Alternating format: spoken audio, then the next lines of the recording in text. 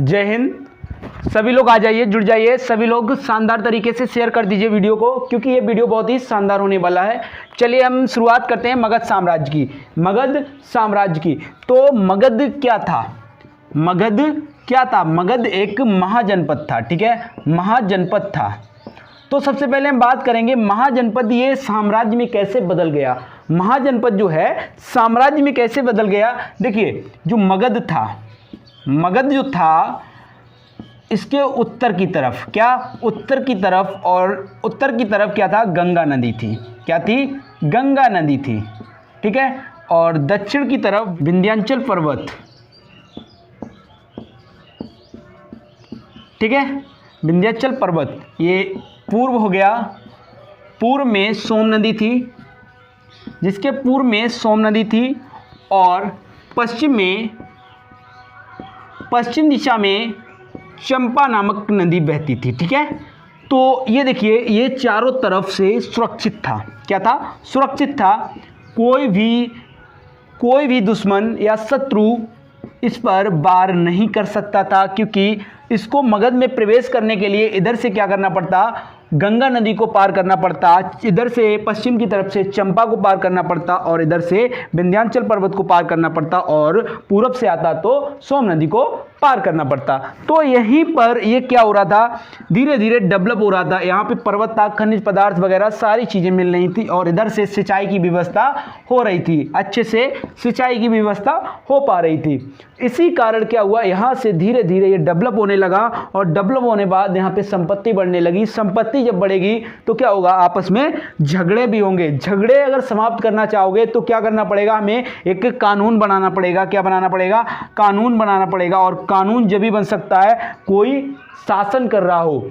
तो यहीं से क्या हुआ? शासन सत्ता की शुरुआत होती है, और शुरुआत होते होते ये क्या बनता है? पहले राज्य बनता है। क्या बनता है? राज्य बनता है, और राज्य से ये क्या बन जाता है? साम्राज्य बन जाता है। क्या बन जाता है? साम्राज्य बन जाता है। चलिए इसी पे हम चर्चा करने वाले हैं। मगध जो साम्राज्य था उसमें कौन कौन से वंश रहे, कौन कौन सा राजा रहा, और किस राजा ने क्या कांड किए, तब जाके ये आगे बढ़ पाया। ठीक है, चलिए शुरुआत करते हैं, और हम लोग इसको मैपिंग के साथ सीखेंगे। ठीक है,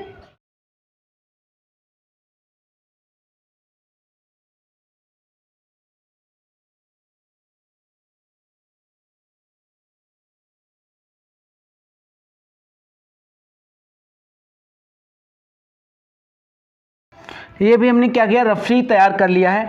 तो देखते हैं, ये आपका जो एरिया नज़र आ रहा है वो क्या कहलाएगा? मगध कहलाएगा। ठीक है, क्या कहलाएगा? मगध कहलाएगा। ये आपको जितना बड़ा मगध नज़र आ रहा है उतना बड़ा ये नहीं था। ठीक है, तो ये कितना बड़ा था? तो ये जो एरिया आपको नज़र आ रहा है ये मगध था, और ये चारों तरफ का एरिया जो था वो खाली पड़ा हुआ था। ठीक है, यहाँ पे भी लोग रह रहे थे, यहाँ तक इसका साम्राज्य नहीं था। ठीक है, धीरे धीरे ये साम्राज्य बढ़ता गया, और यहाँ से शुरुआत करते हैं। इधर की तरफ था क्या था? वैशाली था। ठीक है, क्या था? वैशाली था, और इधर की तरफ मध्य प्रदेश की तरफ अवंती था। चलिए इन पे भी हम चर्चा करेंगे बाद में। पहले हम समझ लेते हैं मगध के बारे में। मगध जब समझ जाएंगे तो धीरे धीरे सारी चीज़ें क्लियर होती चली जाएंगी आपकी। ठीक है, तो समझ लेते हैं मगध का प्रथम राजवंश कौन सा था। प्रथम राजवंश कौन सा था? अगर हम इतिहास की बात करें तो ऐतिहासिक साक्ष्यों के अनुसार यहाँ का जो प्रथम राजवंश था वो कौन सा था? हर्यक वंश था। लेकिन कुछ हिंदू ग्रंथों के अनुसार यहाँ का जो प्रथम राजवंश था उसका नाम था वैद्रथ वंश। ठीक है, क्या था? वैद्रथ वंश था, और ये जो वैद्रथ वंश था इसका संस्थापक कौन था? वैद्रथ था। ठीक है, कौन था? वैद्रथ था। और जो वैद्रथ था इसका एक पुत्र था जिसका नाम था जरासंध। क्या था? जरासंध। और जरासंध का युद्ध भी हुआ था। किसके साथ हुआ था? भीम के साथ हुआ था। और भीम ने क्या किया था? भीम ने मल्ल युद्ध में जरासंध को हरा दिया था। अब बात आती है मल्ल युद्ध क्या होता है। तो मल्ल युद्ध की बात करें तो इसमें ना किसी अस्त्र ना किसी शस्त्र की जरूरत पड़ती है। इसमें क्या होता है? बाजुओं से यानी भुजाओं की शक्ति से क्या किया जाता है? परास्त किया जाता है, यानी कि कुश्ती जिसे हम बोल सकते हैं, जिससे हम लोग कुश्ती बोल सकते हैं। ठीक है, जरासंध का किला कहाँ था? जरासंध का किला राजगृह में था। ठीक है, कहाँ था? राजगृह में था। जरासंध का एक पुत्र था जिसका नाम था सहदेव। क्या था? सहदेव। और सहदेव का भी एक पुत्र होता है जिसका नाम होता है रूपंजय।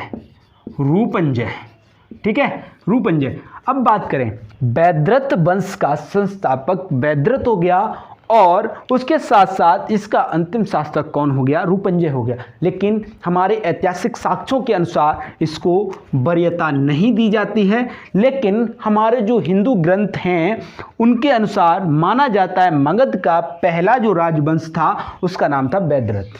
ठीक है, बात समझ गए? जब ज़्यादा ही अंदर गहराई में जाकर आपसे पूछा जाएगा, ज़्यादा जोर दिया जाए प्रश्न पे कि मगध का प्रथम राजवंश कौन सा था, ठीक है, तब हम टिक करेंगे क्या? बैद्रथ वंश।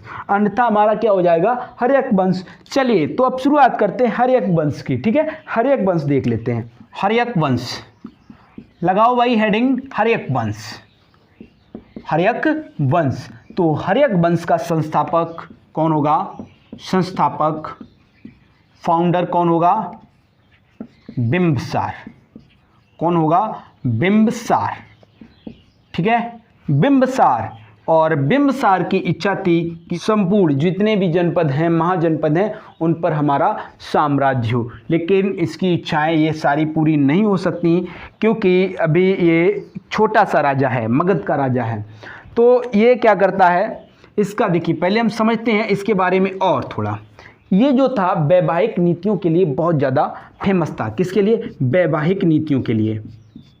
ठीक है, वैवाहिक नीतियों के लिए, नीतियों के लिए क्या था? ये प्रसिद्ध था। ठीक, अच्छा, कैसी वैवाहिक नीतियां थी? ये क्या करता था? आसपास के राजाओं को देखता था और ऐसे राजाओं को देखता था जिसका पुत्र ना हो लेकिन पुत्री हो, और उसी से ये शादी कर लेता था। तो बाद में क्या होता था? उसका साम्राज्य इसका हो जाता था। सीधी सी बात है, ये बहुत ही चालाक था। ठीक है, तो ये बिंबसार नामक जो राजा हुआ, इसका एक पुत्र भी था जिसका नाम था अजातशत्रु। अजातशत्रु, ठीक है, अजातशत्रु। ये जो था अजातशत्रु, इसका एक पुत्र था। क्या, कौन था ये? अजातशत्रु कौन था? पुत्र था। ठीक है, और जो बिंबसार था इसने क्या किया था? वैशाली पर भी आक्रमण किया, लेकिन इसमें ये सफल नहीं हो पाया। ठीक है, उसके बाद जो बिंबसार ने क्या किया, इसका एक राजवैद्य था। क्या था? राजवैद्य। क्या था? राजवैद्य था जिसका नाम था जीवक। क्या था? जीवक था। और जीवक जो था, अब यहाँ पे कहानी समझिए, जीवक था। ठीक है, अब ये देखिए, ये एरिया किसका था? बिंबसार का था। और ये जो जीवक था, ये एरिया किसका था?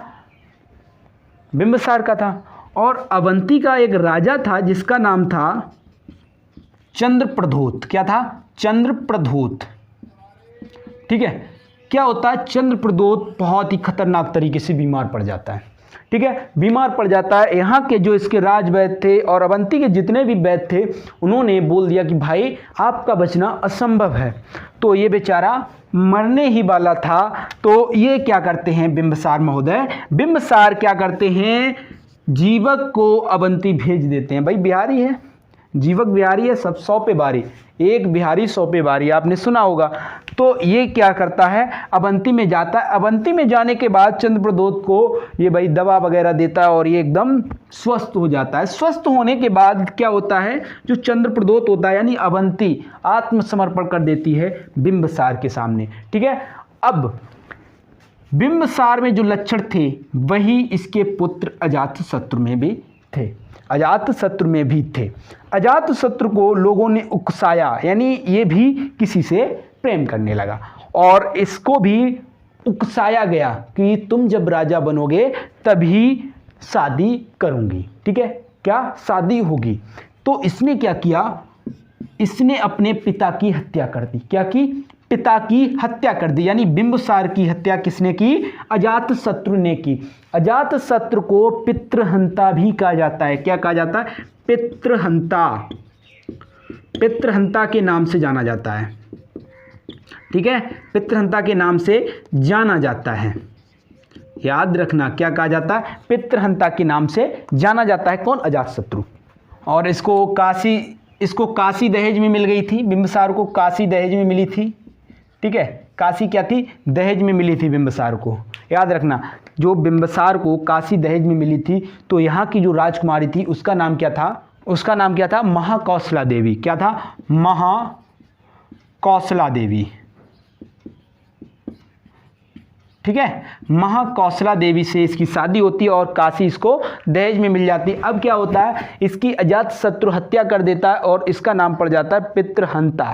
ठीक है, और अजातशत्रु को एक और नाम से जाना जाता है, कुड़िक। कुड़िक, ठीक है, याद रखना किस नाम से जाना जाता है, कुड़िक नाम से ये जाना जाता है। ठीक है, अब बात देखिए यहाँ पे, अब फेर खाएगी क्या हुआ यहाँ पे। यहाँ पे देखिए वैशाली में लिच्छवी वंश था। कौन सा, लिच्छवी वंश था, लिच्छवी वंश था। और बिंबिसार की यहाँ ससुराल थी, इसकी 3 ससुरालें थीं, वो अलग बात है। काशी में थी और वैशाली में भी थी। वैशाली में कौन सा वंश था, लिच्छवी वंश था। और लिच्छवी वंश में यहाँ पे क्या था, यहाँ पे थोड़ी गड़बड़ हो गई बिंबिसार से। क्या गड़बड़ हो गई, इसको नहीं पता था यहाँ पर लड़की के पिता और भाई दोनों हैं, भाई दोनों हैं। तो इस चक्कर में वैशाली नहीं ले पाया। लेकिन अजातशत्रु आया, अजातशत्रु ने क्या किया, अपने नाना और मामा की हत्या कर दी, मामा की हत्या कर दी और वैशाली अपने कब्जे में ले लिया। तो अब देखिए अवंती हो गया, वैशाली हो गया और काशी हो गया। ठीक है, क्या हो गया, काशी भी इसके कब्जे में हो गया, काशी भी इसके कब्जे में हो गया। मगध में वैशाली, अवंती, काशी मिल चुके हैं। ठीक है, अब इसको थोड़ा रफ किए दे रहा हूँ, उसके बाद समझते हैं। अजातशत्रु था, अजातशत्रु, जो अजातशत्रु था, इसके समय में ही, यानी कि ये जब शासन कर रहा था, इसके शासनकाल के 8वें वर्ष में गौतम बुद्ध की मृत्यु होती है। 8वें वर्ष में गौतम बुद्ध की मृत्यु होती है। ठीक है, गौतम बुद्ध की मृत्यु होती है, गौतम बुद्ध की मृत्यु होती है। ठीक है, और इसके अलावा अजातशत्रु की हत्या इसके पुत्र उदाइन द्वारा की जाती है। ठीक है, उदाइन द्वारा की जाती है। तो इस वंश का नाम एक और याद रख सकते हैं, पितृहंता वंश। पितृहंता वंश, कौन सा, पितृहंता वंश के नाम से भी आप इसको याद रख सकते हैं। ठीक है, ये जो उदाइन था, उदाइन ने पाटलिपुत्र की स्थापना की, पाटलिपुत्र की स्थापना की। ठीक है, पाटलिपुत्र की स्थापना की।